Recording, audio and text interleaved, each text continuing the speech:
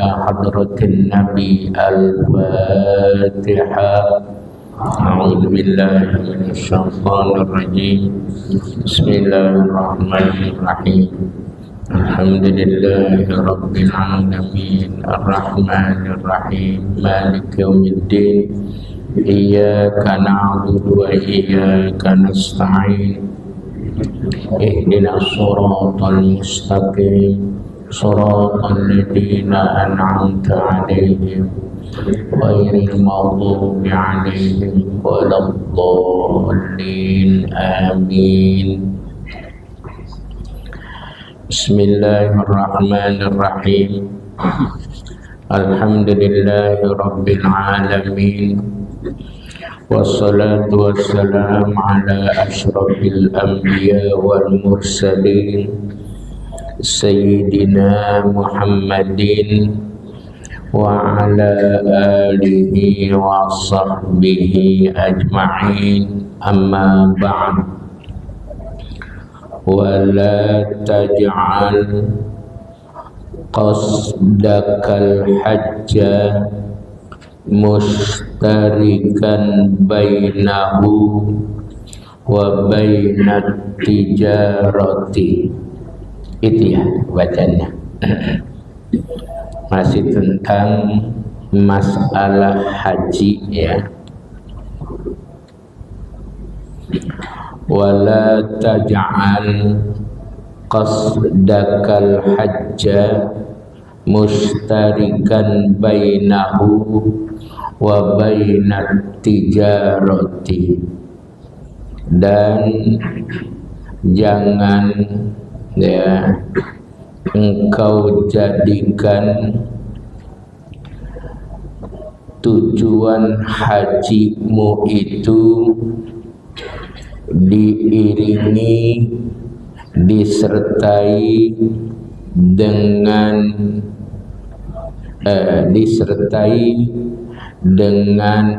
berdagang.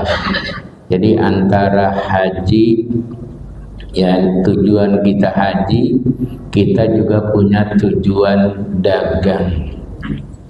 Saudara, banyak ya jamaah haji itu, terutama pimpinan rombongan haji, dia titip ke jamaahnya masing-masing satu slok rokok ya. Kemarin ya ada salah satu rombongan itu jamaahnya kisaran 200 orang.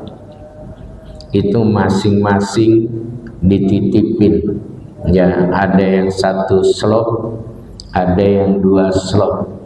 Kalau yang ibu-ibu enggak bawa suami 2 slot ya, kali 200 jamaah. Banyak. Di sana rokok harganya mahal ya. Tapi dalilnya ya nggak apa-apa sih kata dia. Dia kata jigur ya, jigang khairul minal jigur. Ngaji sambil bawa dagangan itu lebih baik daripada haji sambil bawa dagangan lebih baik daripada haji nganggur. Bener. Dan itu banyak terjadi ya. Ada yang bujukin saya, Ustaz, udah bawa, nanti saya yang ngepul di sini. Kan mahal saudara. Apalagi kalau orang sudah kehabisan rokok ya, itu harganya bisa beda antara keuntungannya itu per bungkus bisa antara 50 sampai 70.000 keuntungannya, karena kan dikonversinya dengan real. Nah gitu ya, gitu. Kadang ada yang untung 25.000 dilepas satu bungkus, ada yang bertahan di 50 gitu sudah. Orang banyak duit, biasa ngerokok, rokoknya habis berapa juga dibeli gitu ya. Gitu. Kemarin teman saya bercandain, wah gede nih untungnya, ya lumayan Ustaz, bisa pulang beli motor gitu. Ya. Nah ini begitu ya, ini mohon maaf ya. Bal yanbaghi alla yashabaka min mata'id dunya. Ya, bahkan yang seharusnya itu dia tidak membawa perdagangan ya. Jadi enggak bawa barang-barang dagangan, illa ma taqsidu infaqahu bi muddati safarika, kecuali ya barang yang ditujukan untuk menafkahimu selama safarmu di dalam perjalanan haji. Bapak Ibu mungkin kalau pergi haji itu suka nemu di sekitar masjid, baik Madinah maupun Mekah, ada orang-orang yang bawa dagangan dari Uzbekistan, ya, dari Kirgistan, dari mana-mana itu, seperti barang-barang tradisional dari negaranya, ya. Nah, dia bawa karena mereka itu banyak daerah-daerah tertentu, kadang pergi hajinya bawa bus sendiri. Negara-negara tertentu kadang-kadang pergi bawa bus atau kayak truk-truk tronton itu yang ada barang dagangannya. Saya pernah berbicara dengan mereka gitu, ya seperti itu. Tujuannya apa kata dia? Untuk menafkahi ya selama keberangkatannya. Kalau jamaah haji Indonesia enak ya, bayar sekian itu makan sudah terjamin. Dari mulai masuk asrama haji Pondok Gede udah dapat makan ya. Kemudian ketika di pesawat makan, di Madinah dapat makan, di Mekah dapat makan, di Arafah dapat makan, Mina dapat makan, sampai kembalinya dapat makan. Nah, jadi jamaah haji itu yang berasal dari Indonesia itu enak. Kalau negara lain nggak dapat, kecuali yang plus, ya mereka yang plus dapat, ya. Tapi kalau yang tidak, enggak, kecuali ada yang koordinir, gitu ya. Tapi Indonesia dari mulai kelas reg, ya sampai plus itu semuanya dapat, ya. Nah, tinggal kita mensyukuri aja. Mungkin yang pergi hajinya tahun-tahun yang sekian lama, mungkin masih pada masak atau masih pada beli ya. Tapi yang sudah belakangan ini ya udah bersekian tahun lah, berawal dari zaman Pak Fauzi Bowo. Pak Fauzi Bowo itu khusus hanya orang provinsi DKI saja, belakangan diikuti oleh provinsi Aceh, dan Aceh sampai sekarang itu masih dapat uang saku. Dahulu dapat makan, karena dulu ada orang kaya di Aceh yang punya tempat itu diwakafkan sama pemerintah, dikelola khusus buat jamaah Aceh.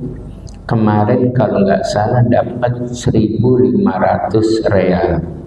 Jadi kekayaan itu dikelola, dikembangkan. Orang yang berangkat dari provinsi Aceh dapat uang 1.500 di luar living cost yang dari pemerintah, di luar makan yang dari pemerintah. Jadi uang jajan dia dapat 1.500 real dikali 4.600, nah, kan lumayan saudara ya. Jadi orang pergi haji itu alhamdulillah berkah. Yang penting disyukuri aja. Ya, makanan enak nggak enak dimakan aja. Tapi saya yang biasa makan, saya rasa enak aja. Cuman kadang-kadang orang suka kurang syukur. Ini kayaknya kagak ada sayurnya nih, enaknya waktu ditaruhin sayur asem gitu. Ya itu nggak usah, pokoknya disyukuri aja. Pengen makan sayur asem, turun aja dari hotel. Itu banyak saudara kita yang dari Banjar, ya, dari Madura, dari Jawa Tengah, ya, dari mana-mana mereka pada dagang di bawah, ya, dagang sayuran, dagang bakso dan sebagainya dan sebagainya. Saya kalau pagi makan bakso 5 real. Kalau malam mau tidur makan bakso lagi 5 real. Ya, enak ya. Gitu. Dinikmati, sehat saudara ya. Nah, ini tadi saya cerita boleh sebatas untuk bekal dia, nafkah dia selama pelaksanaan ya. Wa in kana wala budda, kalau seandainya memang harus seperti itu ya, harus bawa dagangan, memang harus seperti itu. Fajtanib akhda ma yusghiluka an ada ilmanasiki ala wajhiha wa ta'dimi sya'airillahi kama yanbaghi. Kalau memang harus seperti itu, harus bawa dagangan ya untuk bekal selama musafir kita. Fajtanib akhda ma yusghiluka an ada ilmanasiki, hindarkan ya membawa sesuatu yang bisa membuat dirimu sibuk ya, an ada ilmanasiki, dari mengerjakan rangkaian-rangkaian ibadah ala wajhiha, yang sudah menjadi keharusan, wa ta'dhimi sya'airillahi, dan meninggalkan keagungan-keagungan syiar Allah, kama yang bagi seperti yang sudah menjadi keharusan pula, ya. Kan kalau orang pergi haji itu harus menunaikan rangkaian ibadah. Manasik itu artinya ibadah. Kan kita suka dengar ya, belajar manasik haji. Makna manasik itu ibadah haji, rangkaian-rangkaian ibadah. Dan juga bisa membuat kita repot sehingga meninggalkan syiar-syiar agama Allah. Nah, makanya bila mana kita harus membawa yang semacam itu, jangan sampai yang kita bawa itu bisa membuat kita lalai dari mengerjakan manasik, rangkaian-rangkaian ibadah. Orang dulu-dulu biasa itu bawa dagangan, saudara. Ya, orang dari daerah mana datang ke Mekah, dia bawa dagangan. Ya, pakai onta dulu. Bahkan orang Indonesia juga dulu banyak, masih zaman kapal laut itu bawa dagangan juga. Nah, kenapa? Karena hidupnya lama. Dulu bapak saya cerita, ya, ketika tahun 38 dia berangkat ke Mekah itu, saudara, 38 atau 37 berangkat ke Mekah. Kata bapak saya itu dia dibekali nasi. Nasinya itu nasinya kering, ya, kayak tukang nasi goreng kan, supaya kagak basi itu kan nasinya dijemur, dikeringin dulu gitu. Ini bapak saya cerita begitu, apa dia bercanda, apa kagak gitu ya. Kata dia, dulu kalau mau makan itu nasi didudukin, kata dia. Saya tanya, bah, apa maksudnya nasi didudukin? Kata bapak saya, kan pantat itu panas gitu. Jadi kalau didudukin nanti jadi anget gitu. Itu bapak saya apa bercanda apa kagak, tapi begitu dia cerita ya. Karena waktu tahun 34 yang berangkat itu Kiai Nur Ali sama abangnya bapak saya yang dipanggil Kiai Hasbullah, yaitu abangnya bapak saya, persis di atas bapak saya. Kalau orang Klender manggilnya Baba Jibullah. Nah, dulu manggilnya Baba Jibullah. Nah, tahun 34 Kiai Nur Ali dengan abangnya bapak saya berangkat. Dia masih di tengah jalan, itu guru besar ulama Betawi Jabodetabek namanya Guru Marzuki bin Mirsad. Kiai Nur Ali dengan abangnya bapak saya masih di tengah laut. Guru Marzuki bin Mirsad wafat tahun 34. Lalu bapak saya dari Muara ngajinya pindah ke Buntet sama Kiai Abbas Buntet. Kiai Mursidi pindah ke Purwakarta. Kiai Abdullah Syafi'i dan sebagainya semuanya, ya, Kiai Ali Sibromalisi dan sebagainya pada ya pindah dengan guru-guru yang lain gitu, saudara. Nah, bapak saya baru dari Cirebon, dari Buntet baru nyusul ke Mekah gitu. Jadi dulu ngaji bareng-bareng tuh Guru Haji Abdul Hadi ke Bembem ya, Kiai Ahmad Mukhtar yang belakangan jadi mertuanya Kiai Abdullah Syafi'i, kemudian juga Kiai Abdullah Syafi'inya dan yang lain-lain. Semuanya dulu ulama Jabodetabek ngajinya sama Guru Marzuki. Atau kalau kagak ketemu sama Guru Marzuki, ketemu sama menantunya yang namanya Guru Ahmad Thahir ya gitu.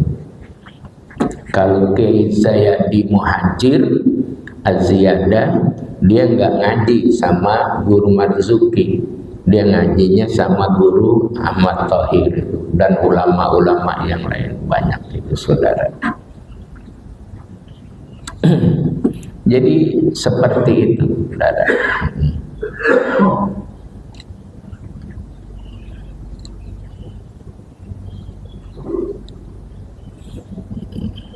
Ya jadi dulu orang pada dagang. Terus saya cerita sedikit ya. Dulu bapak saya kata dia kalau baju itu ditiriskan pakai air panas. Jadi botol dimasukin air panas, nah itu ditiriskan begitu. Nah, beda dengan sekarang. Orang udah dandan, bajunya ditaruh, tinggal digituin doang, udah selesai ya. Gitu. Dia cerita dulu lagi ngaji di Jawa, tidur nggak ada bantal, jadi batok kelapa saudara. Jadi apa namanya, kelapa dibikin agak apa namanya dalam gitu, bahasa Pulau Kambingnya cedok. Apa cedok ya? Cedok. Nah itu buat tidur begitu. Jadi kalau lagi tidur kelapanya miring, bangun melihat kita gitu saudara. Saya pernah contohin begitu, kagak bisa tidur saya.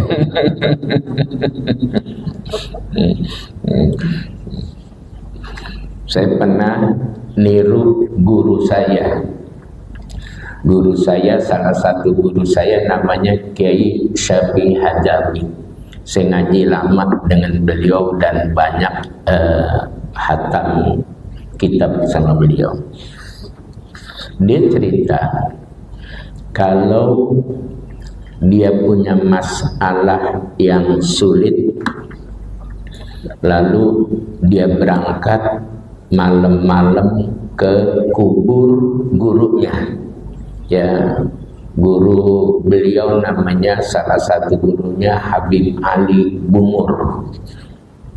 Dia datang ke makam gurunya, lalu dia baca itu kitab di depan makam gurunya, kemudian pulang dia tidur, besok pagi jawabannya ketemu. Belakangan saya coba saudara, saya datang ke kuburan bapak saya. Saya baca itu saudara. Pas gitu saya baca, awal-awal aman, baca. Belakangan di sebelah saya ada yang nemenin perempuan. Besok-besok saya kagak balik lagi dah. Tengah malam begitu ya. Ada yang gini, ada yang ledekin, kuat apa kagak ini gitu. Ya udah, pas gitu habis ditemenin, ya besok saya kagak balik lagi dah gitu ya.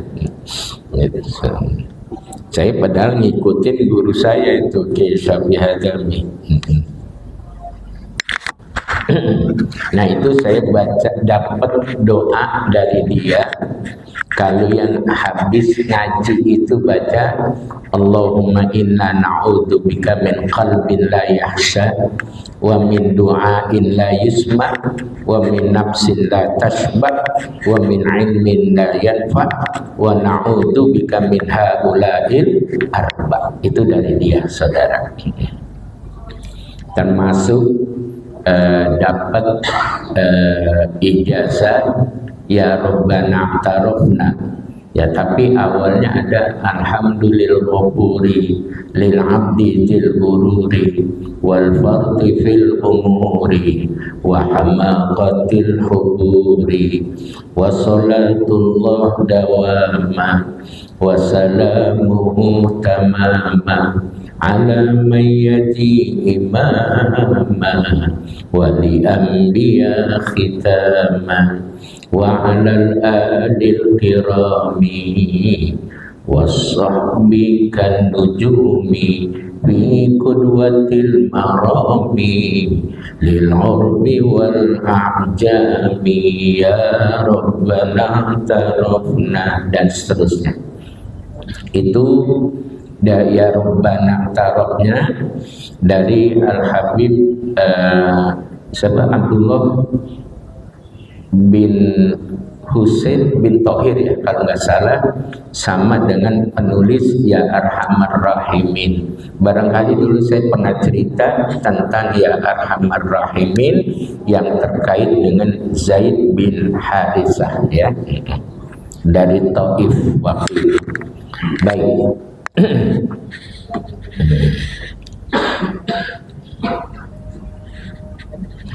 Wa alaika bi ziyarati Rasulillah sallallahu alaihi wasallam, dan engkau harus berziarah ke makam Rasulullah sallallahu alaihi wasallam.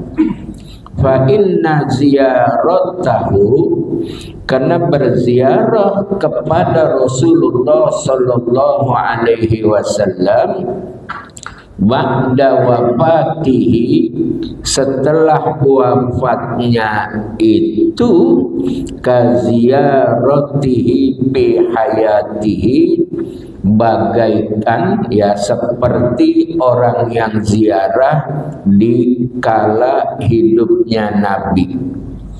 Wa huwa sholawatullahi alaihi hayyun fi qabrihi, dan adalah Nabi kita Muhammad sallallahu alaihi wasallam itu hidup di alam barzahnya.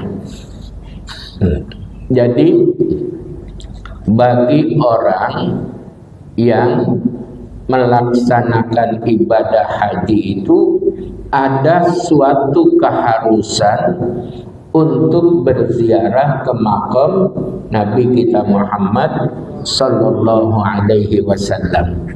Jadi saudara sekalian,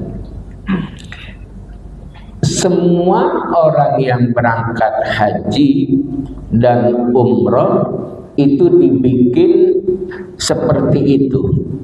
Ada yang ke Madinah terlebih dahulu berziarah, baru ke Mekah pelaksanaan haji. Ada yang haji dulu atau umroh dulu baru ke Madinah. Itu disesuaikan dengan paketnya saja, ya.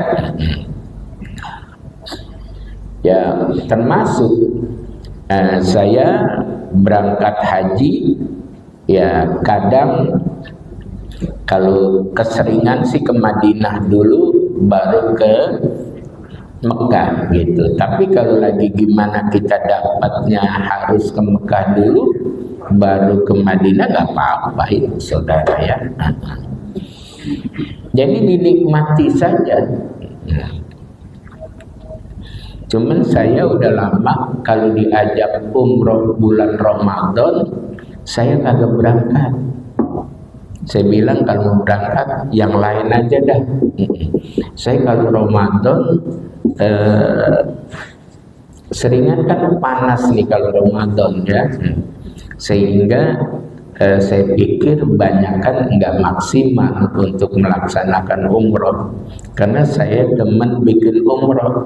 Ya kadang ke Tanim berapa kali, kadang ke Hudaybiyah, kadang ke Ja'rona, kadang ke Qarnul Manazil. Jadi demen. Saya kalau bikin umroh, tawaf, sa'i, badan saya enak gitu ya. Kadang-kadang saya tawaf di atas gitu, enak gitu ya. Nah ini orang yang berziarah ke makam Nabi sama dengan orang yang berziarah di kala Nabi hidup. Karena apa? Karena Nabi itu hidup di alam barzahnya. Dalam hadis sahih dijelaskan, kalau ada orang hari Jumat baca sholawat, itu sholawatnya disampaikan kepada Nabi kita. Ya, malaikat kasih tahu, ya Rasulullah, fulan bin fulan yang ada di Masjid Jami Nurul Amal baca sholawat kepadamu. Allah bilang balas satu sholawat 10 kebaikan, saudara. Ya, jadi siapa yang baca sholawat sekali, balasannya dari Allah 10 kebaikan. Luar biasa itu. Ya, berarti bukan hari Jumat aja, hari-hari lain juga kalau kita baca sholawat kepada Nabi kita Muhammad Sallallahu Alaihi Wasallam itu disampaikan. Ya, orang yang banyak baca sholawat nanti peluang syafaatnya itu lebih duluan ketimbang umat Nabi yang jarang baca sholawat. Kayak bapak jadi panitia untuk terkait sesuatu, ada yang orang kenal, dahulukan dia, walaupun semuanya kebagian, tapi kadang-kadang yang tidak dikenal kebagiannya belakangan gitu. Bapak datang ke suatu acara, ya sudah, ketika datang karena nggak dikenal panitia, ya duduknya di situ udah. Beda dengan Ustadz Agus. Ustadz Agus pas gitu datang, Ustadz ke depan. Ya, lewatin beberapa orang itu. Orang biasa ya itu dikasih pisang sama, cuman pisangnya rada kecil. Kalau Ustadz Agus pisangnya gede dikasih dia. Yang lain sama dikasih anggur, cuman anggurnya kecil. Ustadz Agus anggur hitam yang segini, yang kayak jamblang, sama anggur hijau itu yang gede. Ya. Pulangnya motornya digantungin juga itu. Makanya sering izin, guru saya izinnya ada undangan. Iya nggak apa-apa. Makanya dia cerita suka kadang-kadang kulkasnya rusak karena kagak muat naruh parcel. Nggak bisa dikunci ya, naruh parcel ya. Ya Allah, begitu saudara. Wa kadzalika ya sairul anbiya'i, begitu juga para nabi-nabi yang lainnya. Sama nabi yang lain juga di alam barzahnya itu hidup. Jangankan para nabi, syuhada aja itu di alam kuburnya hidup, saudara. Ini dibuktikan ketika makom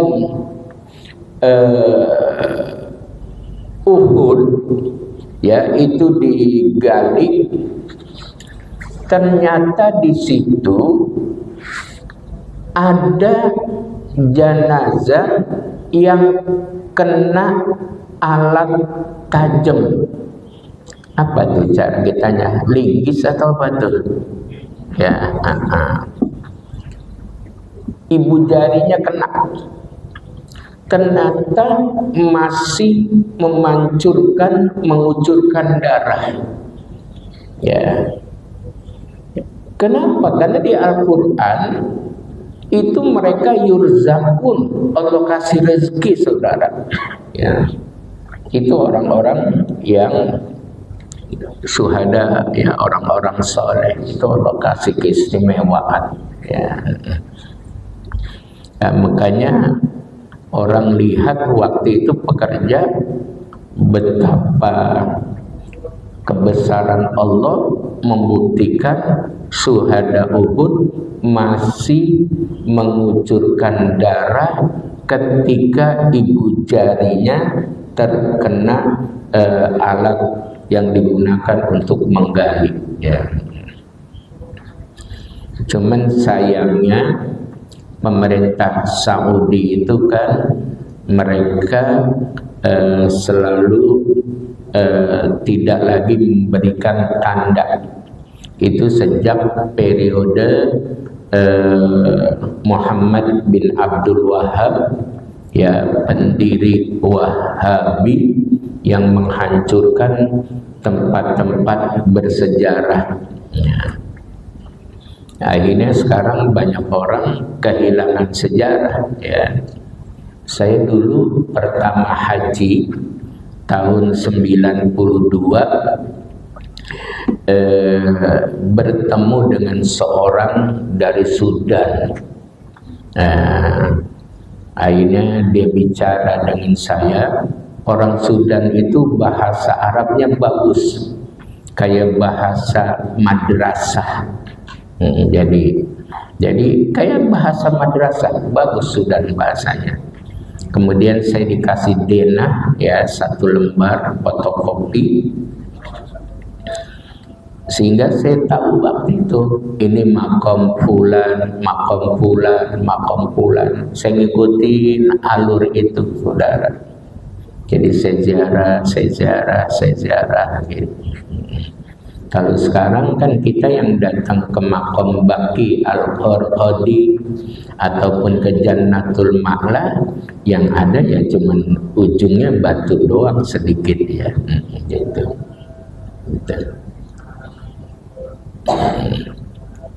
Kalau kita kan dikasih tanda, walaupun aturan dinas pertamanan sekarang hanya bagian kepalanya saja itu supaya namanya tidak hilang. Itu pun harus bayar iuran. Kalau kagak bayar hilang itu ditumpuk. Ya. Hilang enggak kalau bayar? Hilang, ya. Berapa iurannya sekarang? 70. Ya sekitar itu, ya harus dirawat itu. Sebab kalau kagak hilang nanti keturunannya nggak tahu tuh, ya. Walaupun berdoa dari mana aja juga sampai sih, gitu, ya.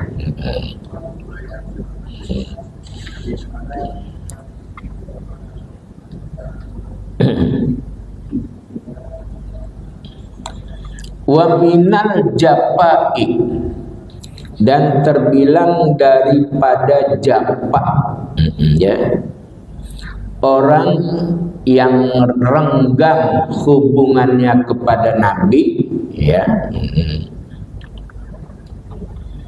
Antahijjab baitallahi, boleh dibaca tahijjah, boleh dibaca tahujjah. Karena fi'ilnya itu hajja yahijju atau hajja yahujju.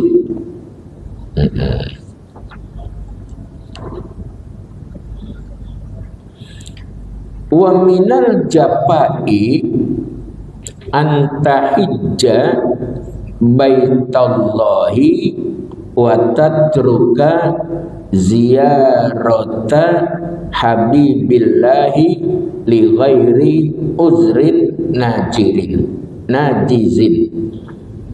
Dan di antara orang yang renggang hubungannya dengan Nabi adalah orang yang berhaji ke Baitillahil Haram dan dia meninggalkan atau tidak berziarah kepada Nabi kita Muhammad sallallahu alaihi wasallam li ghairi uzrin najizin, tanpa ada uzur yang jelas, ya.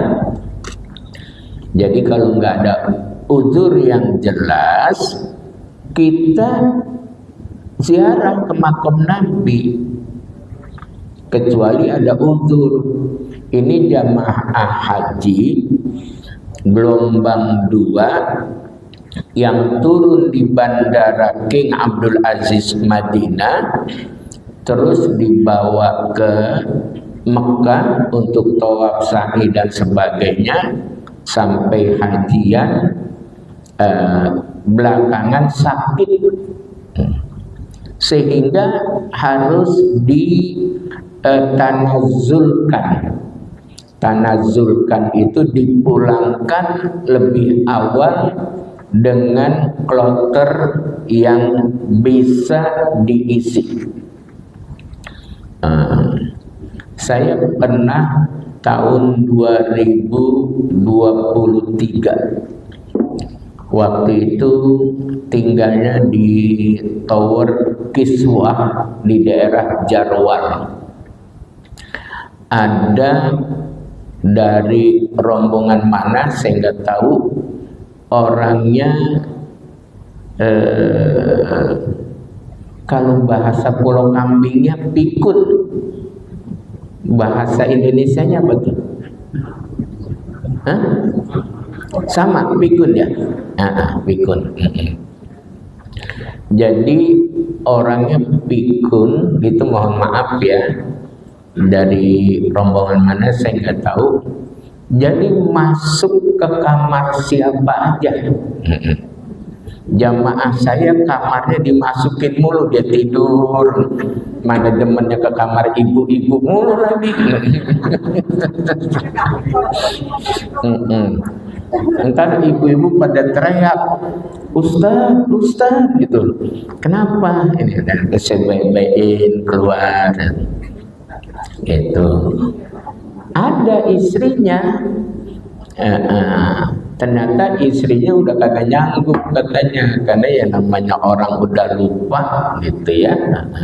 Makanya sekarang keluar aturan, kalau orang sudah mulai pikun itu dianggap tidak istitoah, karena banyak jamaah haji yang hilang karena mereka pikun. Kalau pikun sama demensia beda nggak? Apa kalau demensia apa Pak Guru?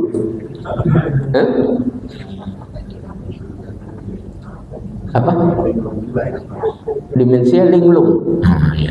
Linglung mau pikun? Misalnya ya. Ya kita nanya sama Pak Guru ya. Kalau saya kan kagak pernah makan bangku sekolahan saya. Keras ya. Kalau Ustadz Sarmin tuh suka gigitin bahan dia.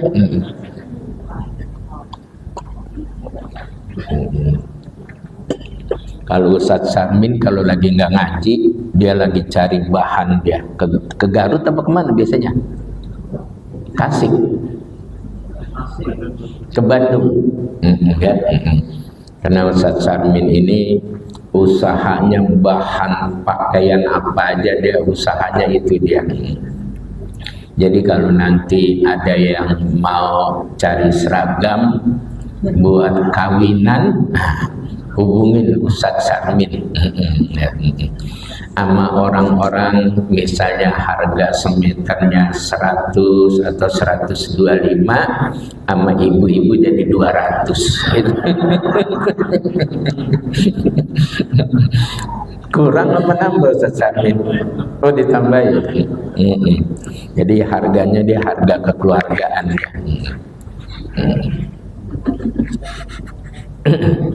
Jadi begitu saudara sekalian ya. Kalau nggak ada alasan yang kuat, keharusan kita adalah ziarah ke makam Nabi Muhammad sallallahu alaihi wasallam. Tapi kalau ada sesuatu ya darurat, dia harus ditanazulkan, Jadi waktu itu yang jamaah yang tadi saya cerita, dia ditanazulkan, dipulangkan lebih awal dengan kloter lain. Saya tanya teman-temannya, Bapak itu kemana yang biasa muter aja gitu? Oh sudah dipulangkan ke tanah air. Oh gitu. Itu karena ada sesuatu saudara ya. Makanya kemarin ada infonya jamaah itu yang tidak lolos karena demensia. Ya, ketika diajak ngomong kagak nyambung. Ya. Diajak ngomong nggak nyambung, ini nggak nyambung, akhirnya ada catatan bahwa tidak layak untuk berangkat haji, apalagi nggak ada keluarganya saudara. Ya kalau misalnya dia sendiri ya bisa nanti hilangkan. Sampai hari ini ada 3 jamaah haji Indonesia yang hilang belum ketemu sampai hari ini. Itu di luar yang sakit, yang dirawat di rumah sakit Saudi. Ini yang hilang, kagak ada beritanya gitu ya. Kebanyakan ya pertama ya tadi demensia atau linglung atau pikun. Ya kadang-kadang dehidrasi juga, kurang minum bisa membuat orang jadi linglung ya. Wallahu a'lam bissawab. Rabbana taqabbal minna innaka antas samiul alim wa tub alaina innaka antat tawwabur rahim wahdina wa waffiqna ilal haqqi wa ilal tariqil mustaqim. Allahumma inna na'udzubika min qalbin la yakhsha wa min du'ain la yusma wa min nafsin la tashba wa min ilmin la yanfa wa na'udzubika min haula'il arba. Rabbana atina fid dunya hasanah wa fil akhirati hasanah wa qina adzabannar. Wa sallallahu ala sayyidina Muhammadin wa ala alihi wa sahbihi wa sallam walhamdulillahi rabbil alamin.